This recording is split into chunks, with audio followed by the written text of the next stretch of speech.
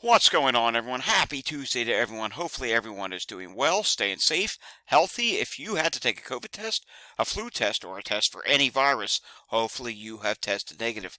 If you did test positive, I hope you have a full and speedy recovery with no long-term issues and no long COVID issues. It is time now for the Tuesday edition of the Pandemic Update for Tuesday, January 9th, 2024. Today was another one of my injection days. Remember last week when I wasn't feeling well, I had some sort of a bug which was triple negative for COVID. It turned out that I got a phone call last week from the injection people, reminding me of my appointment. I had to tell them, well, I've been sick, and they called me up and says, okay, let's see how you feel. And if you feel better and you're not on any antivirals, you can get the injections. Well, I was all cleared for my next injection today, which is a good thing. And I really do believe it is helping my breathing. On days where I'm feeling well, I think you'll be able to notice it. You're not hearing me short of breath when I'm speaking anymore. You may from time to time when we do these, but for the most part, like today, for example, you're not going to hear me short of breath because I think these Exolar injections are helping. All right, if you're new to my channel, this is where we do the daily pandemic update. Yes, the COVID pandemic update. COVID is still a thing. It's still a pandemic. Maybe you don't want to call it a pandemic. Okay, fine. I get that. But COVID is still a thing. It's causing way too many deaths. It's causing cases at any given time of the year. It's causing hospitals to have surges at any given time of the year. We're in a massive surge right now. Last year, there was a massive surge after 4th of July, which lasted through the rest of the summer of 2023. So if at the end of this video you like what you see, give it a thumbs up, subscribe down below, and share with anyone who needs to see it. Starting off, we just have a few news notes today. New Zealand in COVID surge as government plans new attacks on public health. Okay, what does all this mean? Well, we're not really too interested on the headline, but what we do want to see is the numbers from New Zealand. So let's read just some of this. Another 44 deaths with COVID-19 were added to New Zealand's toll over the last week amid a surge of infections over the summer holiday period. Remember, while we're here in the Northern Hemisphere, in the United States, we're in winter. It's summertime over there. When we go into summer several months from now, they will be going into winter. Continuing on, the number of people in the hospital with COVID-19 more than doubled in 3 months, from 141 on October 5th to a high point of 401 on December 21st and fell to 355 on January 7th. The December peak was the highest number of hospitalizations recorded since January 2023. So yes, they are definitely still in a COVID surge over in New Zealand. All right, the Colts owner, Jim Irsay, is receiving treatment for a severe respiratory illness. Now, it's not saying if it's COVID, RSV, or something else, but he is dealing with an illness right now, and he is 64 years old, and apparently he also has a music group, the Jim Irsay Band. I did not know that, but he also has a band he was supposed to perform. That's obviously not happening right now, and it says he will return to the stage as soon as possible. In other words, the second he's feeling better, back to the stage he goes, because who needs rest? I mean, come on. After an infection, even if it's not COVID, get as much rest as possible if you can. If you're someone that's limited on sick time, I get it. But someone like this that has enough money to be the owner of the Indianapolis Colts, the NFL team, yeah, you could be resting. All right, moving on to this now. Spanish regions reintroduce mask as flu and COVID spike. This is something that we're continuing to see. I can also tell you that here in the United States, here in Philadelphia area, two more health systems announced that they're doing masking again. I told you yesterday about Penn Medicine, but now Jefferson Health is also going to be entering the masking game again as well. And they do have several hospitals, one which is not terribly far from here. Take a look at this. Dennis the COVID guy.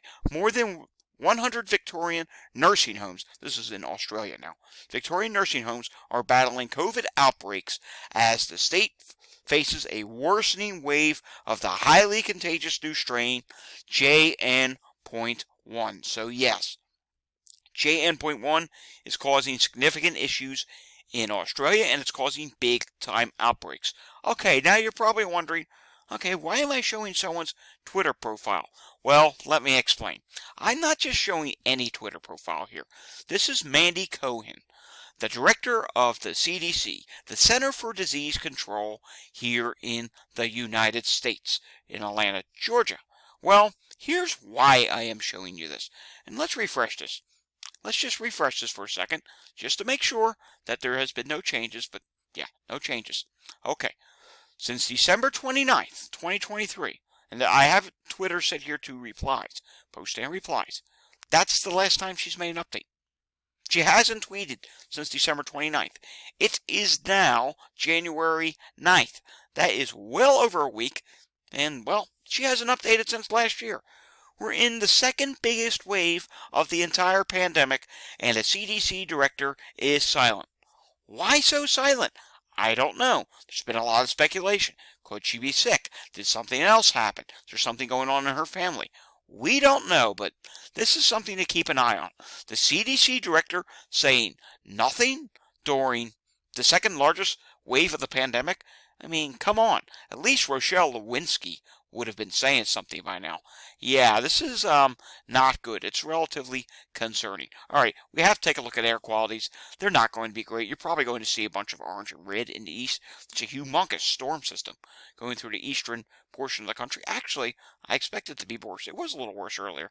Some orange in the mid-Atlantic. Take a look at the west here. You can see it's fireplace season. You're going to see that in full swing over the next couple weeks, where places where people heavily use fireplaces, the air quality is going to be bad because some cold weather is coming in the next 2 weeks. And speaking of that big storm in the east, you may hear some wind in the background. The wind's just about 5,000 feet in the atmosphere right now over us. Yeah, they're howling at 90 to 100 miles per hour. And some of these heavy rain bands can bring that down to the surface. All right, back to the pandemic. Wastewater. We have to refresh this. There's a reason why we have to refresh this. I thought I did so already. Guess I had it on another tab. Yes, BioBot did a little bit of an update, and the Northeast, though it has slowed, it rose even more in the northeastern states.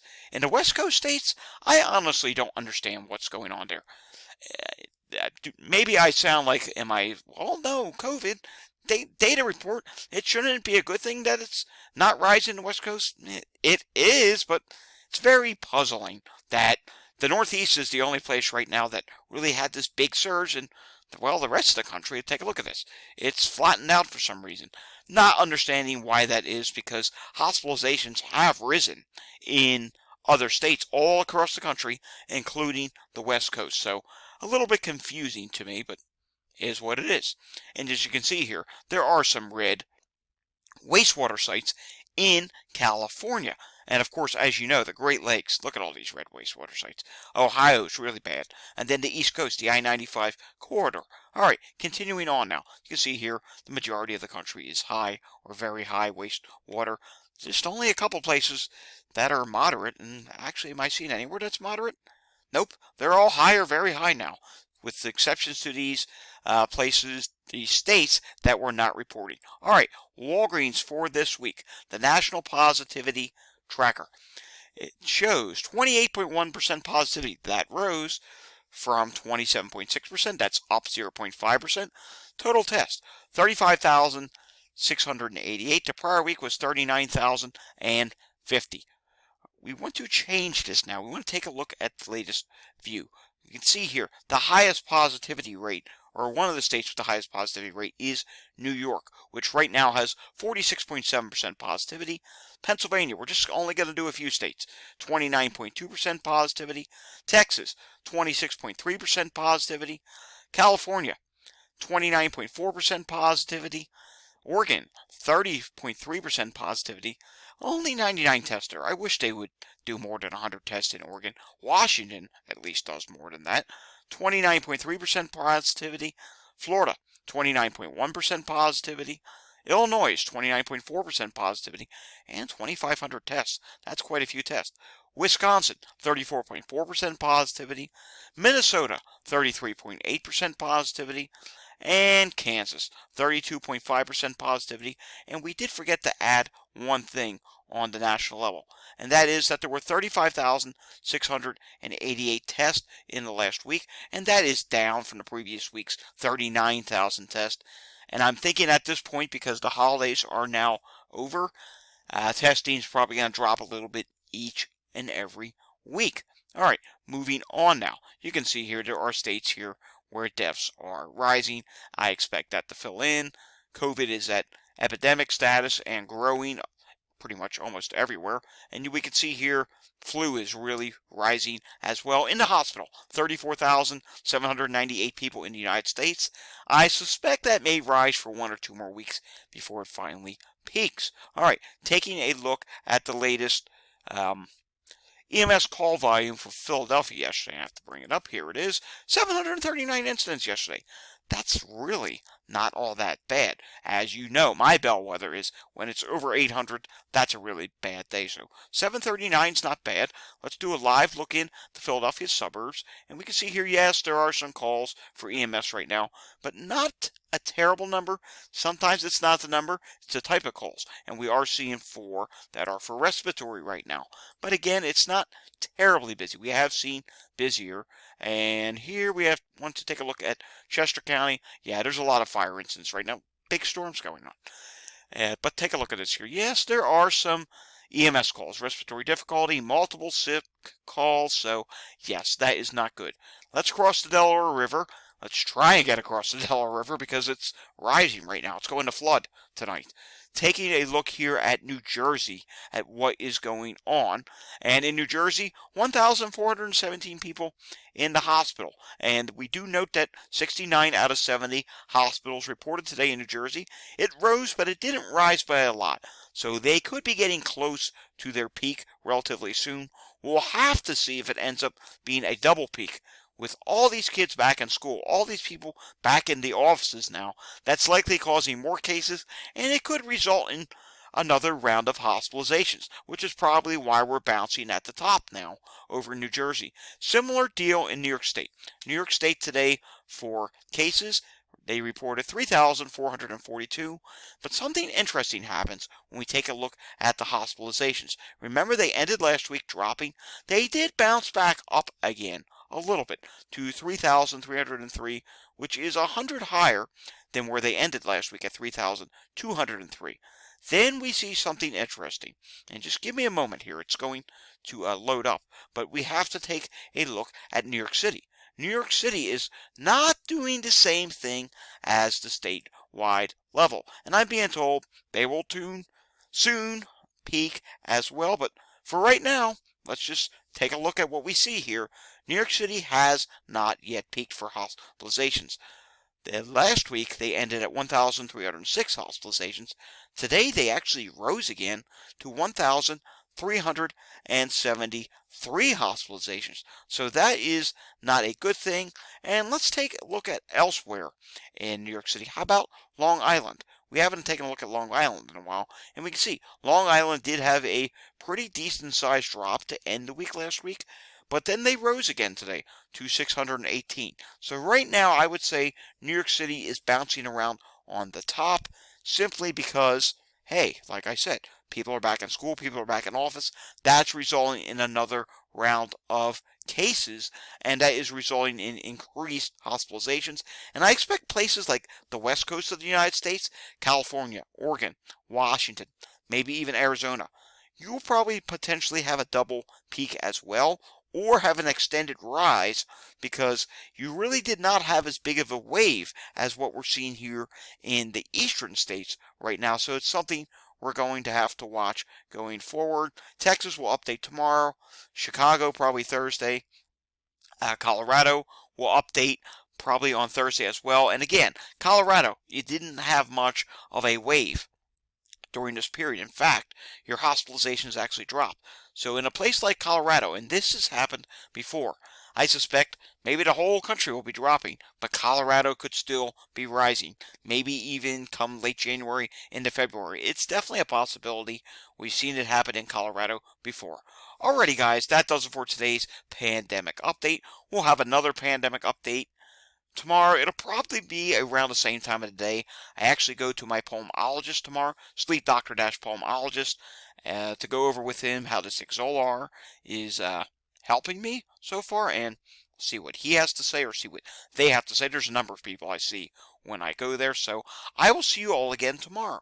If you learned something today, maybe you liked the video, give it a thumbs up.